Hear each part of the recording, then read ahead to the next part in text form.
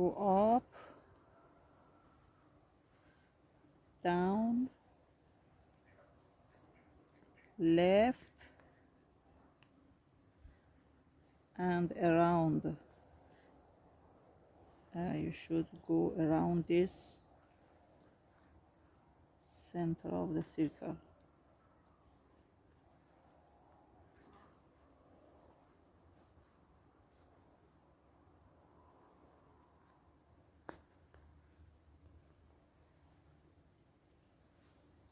وسط در واقع باید پر بشه.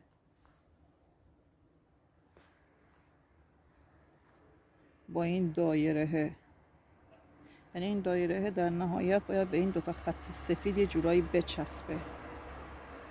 توجهید؟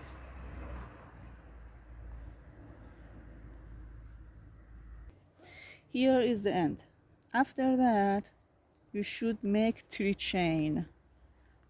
Go to up.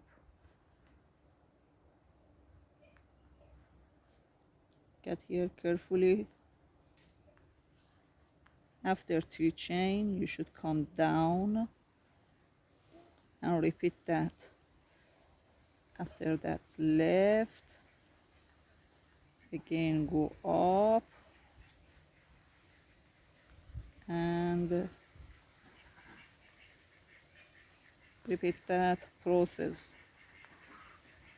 ولی اوکی، یعنی عقربه های ساعت توی این رشید روزی شما همیشه باید در جهت عقربه های ساعت برید. اینو یادتون باشه. زنجیر هیچ وقت مثلا نباید به سمت مخالف جهت عقربه های ساعت برید.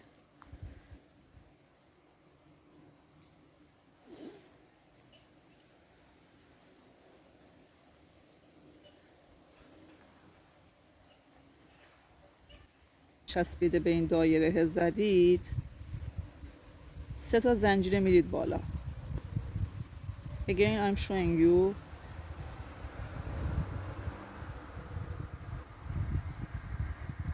After the last one you should make 3 chain. Okay, ای بابا.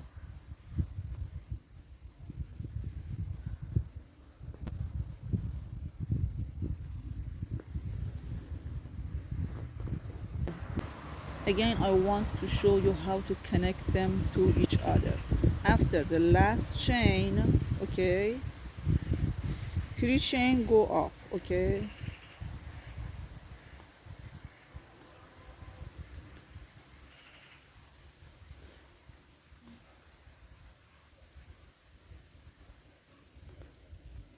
After this 3 chain, come down. 1 chain, come down. After that, come left.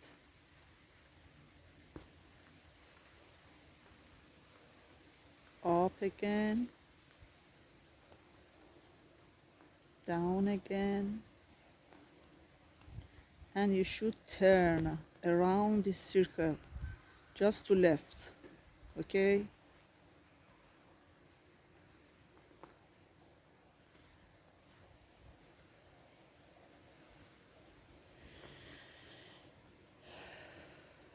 Wait.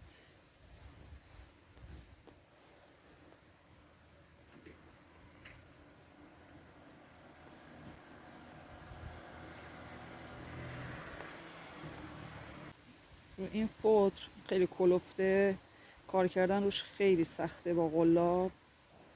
بعضی فوترها خیلی نرم و راحته روشون کار کردن، بعضی هم مثل این که کلفتن کار کردن روشون خیلی سخته.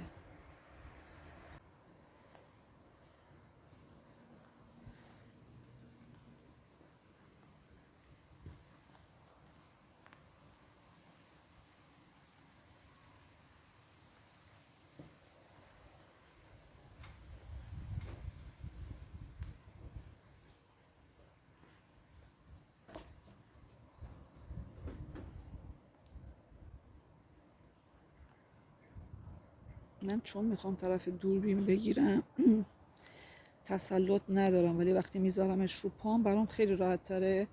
ولی به خاطر اینکه به شما بخوام خوب نشون بدم مجبورم که اینو اینجوری بگیرم واسه همین تسلط ندارم که بخوام خوب انجامش بدم. وقتی دستتون یه جای ثابت اینجور رو هوا نیست خیلی راحت تر میتونید انجامش بدید.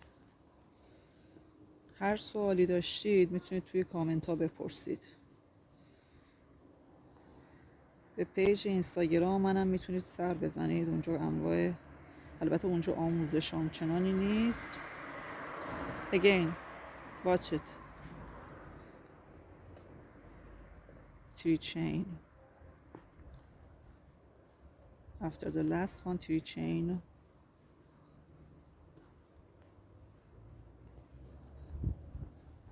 And 1 chain come down and turn around it.